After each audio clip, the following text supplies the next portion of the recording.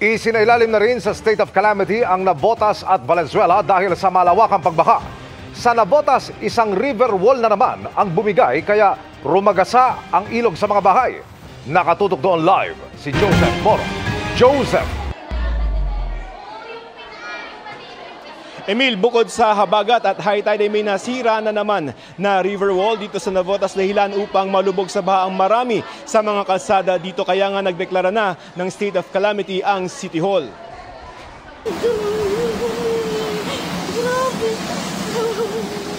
Iyak na ng iyak sa gulat at takot ang residenteng ito ng Celestino Street sa barangay San Jose sa Navotas. Nasira kasi ang pader na proteksyon nila sa ilog sa tapat mismo ng kanilang bahay.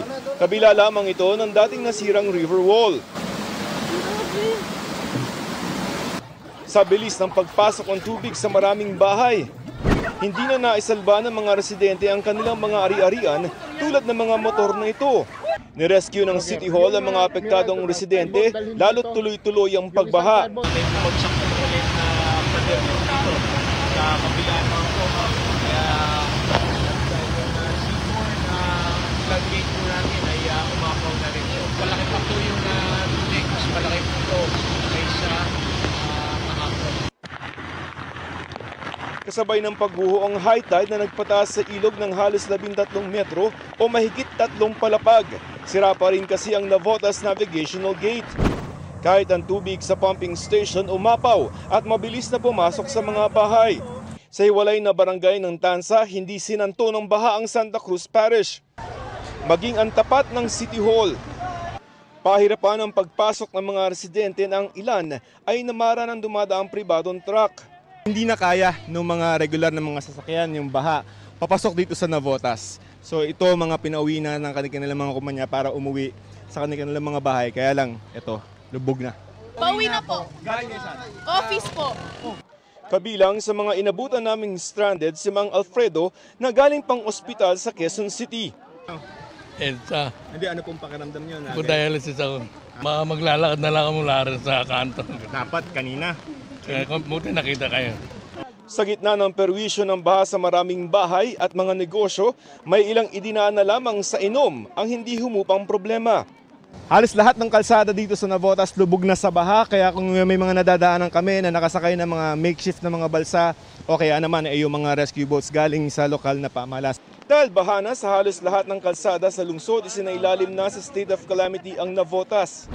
Idineklara na rin yan ng Valenzuela City. Formal na po nating dinedeklara ang lungsod ng Valenzuela under the state of calamity. Sa pamamagitan po ng pagdeklara, maaari na po nating mag-apply ng mga benefits po natin tulad po ng GSIS, SSS, Pag-ibig at iba pang kaukalang benepisyo. Baha na rin sa maraming kalye sa Malabon kaya pahirapan ang paglikas ng mga residente. Pero ilang delivery rider ang tuloy ang paghahanap buhay. Ano to, di-deliver mo pa rin? Di-deliver pa rin po. Bakit? Kailangan po, part po ng trabaho. Laban. May nadadaanan ka ba? Lakad na lang po ginagawa namin.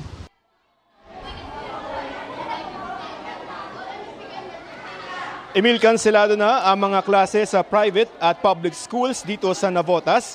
At ayon sa Navotas PIO, lampas 80,000 o 80,000 na mga residente ang epektado ng baha. Ang ilan nga sa kanila ay nandito naka-evacuate sa isang paaralan itong Navotas Elementary School. Emil.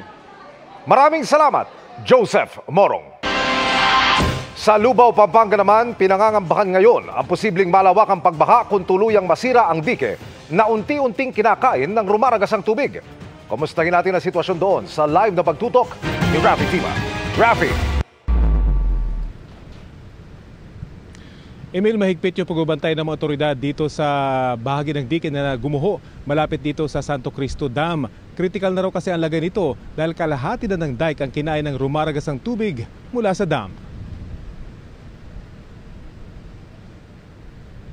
Ilang pulgada na lang babagsak na sa Porac River ang tindahang ito na nakatayo sa ibabaw ng Santo Cristo Dam Dike. Kinain na kasi ng malakas na ragasan ng tubig ang bahaging ito ng dike. Ilang araw na raw napapansin ng residenteng si Maribel ang unti-unting pagguho ng dike sa tapat mismo ng kanyang bahay at tindahan. Kaya nag-evacuate na sila kahapon.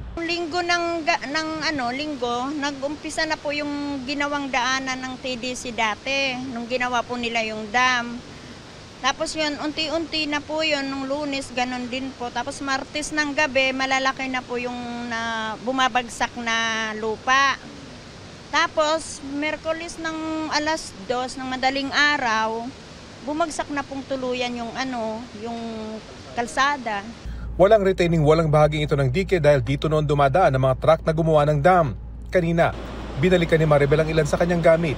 Sa kuwang ito ng kapitan ng barangay, makikita ang unti-unting pagguho ng dike. Sinubukan pa raw nilang maglagay ng sandbag pero tinangay din ang agos ng tubig. Pangamba ng opisyal, kapag tuluyang nasira ang dike, tiyak na babahain sila. Aabot daw ng mahigit 30,000 pamilya ang pwedeng maapektuhan. Lahat kaming magkakatabing barangay, gaya ng San Miguel, San Vicente, San Nicolas First, San Nicolas Second, hanggang doon sa Jasa Road. Yun ang apektado po, yung mga nasa ilalim. Ang Philippine National Police, magtatalaga na raw ng pulis sa lugar para magbantay. Ipinag-utos na raw ng provincial government ang lokal na DPWH dito na bilisan ng paglalagay ng sandbag, malalaking bato at lupa para hindi tuluyang mabutas ang dike. According sa napag-meeting, yun muna po ang feasible ngayong as according sa DPWH. Ang ilang residente, voluntaryo namang tinatanggal ang mga naipong water lily sa dam. Nakaharang kasi ang mga ito sa daluyan ng tubig. Kapag hindi ito natanggal, posibleng maipon ang tubig at raragasa patungo sa direksyon ng nasirang dike.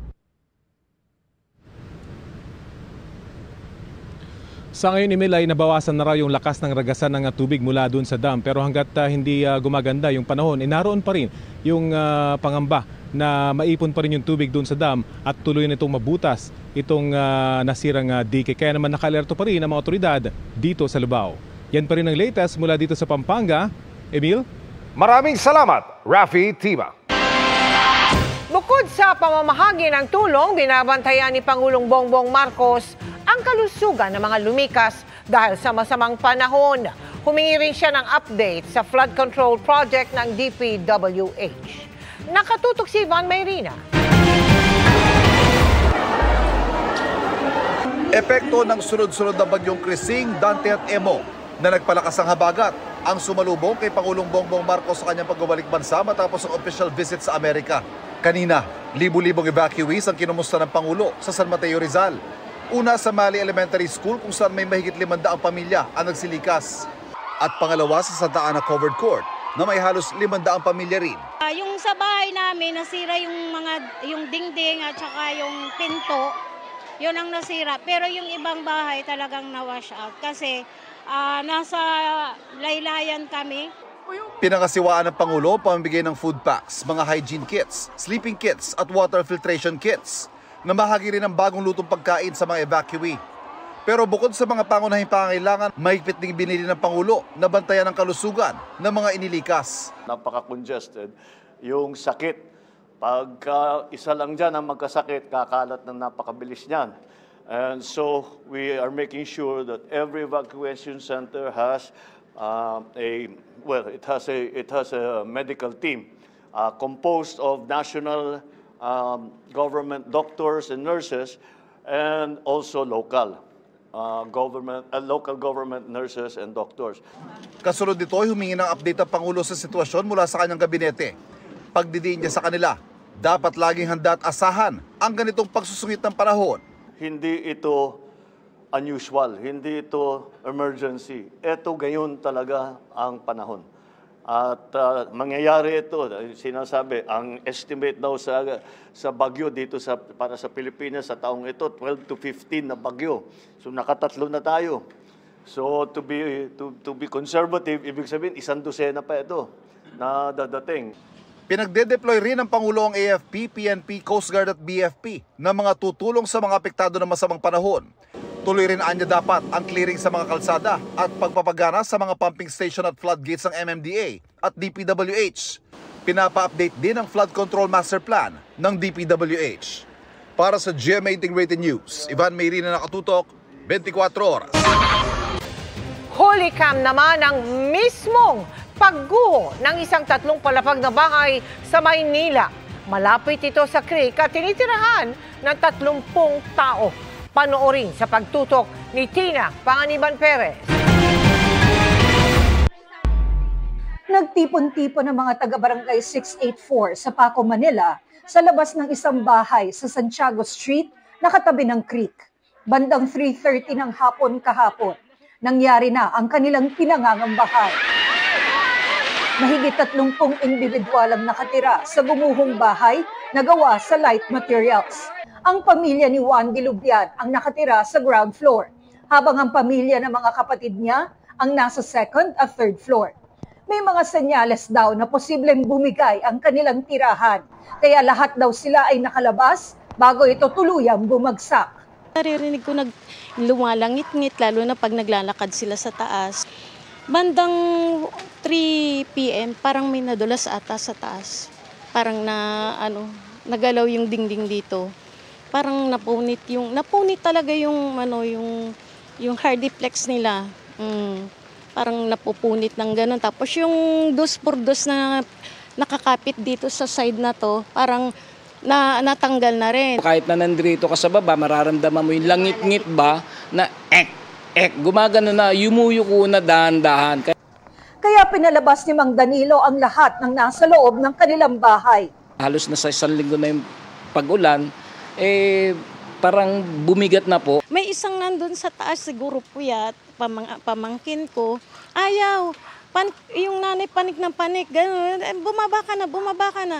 Tapos nung siguro hindi na nakatulog dahil kakakalabit, ay hindi na makakatulog, bumaba na. Pagbaba, siguro mga 4 o'clock na yun, nandiyan pa lang sa tindahan, bumagsak na, kabababa lang ng bata. Mag-aalas 2 po ng hapon, medyo tumatagilid na po yung bahay. Ang nandoon pong huling-huling bumaba po yung anak ko. Sa kabutihang palad, walang nasaktan sa insidente. Sa ngayon, pansamantalang naninirahan si Wandy at kanyang pamilya sa Barangay Multipurpose Hall. Gusto ni Wandy makapagtayo ng panibagong bahay sa parehong espasyo ng gumuho nilang bahay. Ever since naman yung condition ng creek, alam naman namin yan kasi since birth, talagang dito na ako sa ilog lumaki, nakatira. Ano po kung hindi kayo payagang magtayo dito? Yun lang. Guro mapipilitan po kami mangupahan. Sa Maynila pa rin, sinamantala ng mga tauhan ng DPWH ang pagtigil ng ulan para magsagawa ng declogging operations sa kahabaan ng Padre Faura. Tinanggal nila ang mga burak at iba pang basura na bumabara sa daluyan ng tubig. Nagkaroon din ng declogging operation sa Santa Cruz at Tondo. Para sa GMA Integrated News, Tina Panganiban Perez, nakatutok 24 oras. 3 araw ng lubog sa baha ang ilang bahagi ng Cavite. Sa bahagi ng Kawit, limitado na ang transportasyon kaya napipilitang maglakad sa baha ang mga residente. Mula po sa bayan ng Noveleta, nakatutok live si Chino Gaston. Chino! Emil, nananatiling baha ang parting ito ng bayan ng Noveleta, Cavite, bagamat nadadaanan naman ng mga sasakyan. Yun nga lang, patuloy ang mga pag-uulan na nararanasan na inaasahang magpapatuloy pa sa mga darating na araw. Sa bawat daan ng sasakyan, pinapasok ng alo ng baha ang tindahan ni Annalyn at Eduardo Grande sa Barangay Binakayan sa Kawit, Cavite. Dagdag pahirap, lalo't unti-unti na ring inaabot ng tubig ang mesang patungan ng mga ibinebenta nilang ulam. Pinasok na rin ng tubig ang kanilang bahay, pero kailangan pa rin anilang maghanap buhay. Ang katabing tindahan, Lunes pa pinasok ng baha kaya itinaas na ang mga sako ng paninda. Hindi na po. Ha? Hindi na po yung bigas. Buti hindi inabot yung bigas? Inabot yung nakarang ng bato. Oo. Ito po. Mabot dyan? Opo. Ngayon, tinaas mo na lang. Opo, tinaas ko na lang. Wala ng pampublikong transportasyon, kaya lumulusong na sa baha ang mga namimili ng pagkain at tubig. Bili kami ng bigas at saka tubig. Wala na? Wala na po. Grocery ho. Ito. Grocery? Ayan, binili. Walang sasakyan papunta dito? Wala ho. Pinamili po grocery. Grocery. Wala na, hindi na pwede pasukin yung sasakyan, no? Hindi na po pwede yung tricycle, kaya bike na lang. Oo. Humina man ang ulan, may naiwang baha pa rin sa ilang parte ng Aguinaldo Highway sa Bacoor. Sa Noveleta, kung saan umapaw ang ilang sapa, inilipat na ng mga residente ang kanilang mga sasakyan sa mas mataas na mga lugar gaya sa mga tulay. Sa kalsadang papuntang Cavite City, abot kalahati ng gulong ang baha. Habang sa Imus, mataas pa rin ang tubig sa ilog kaya hindi pa rin pumapalaot ang mga bangka.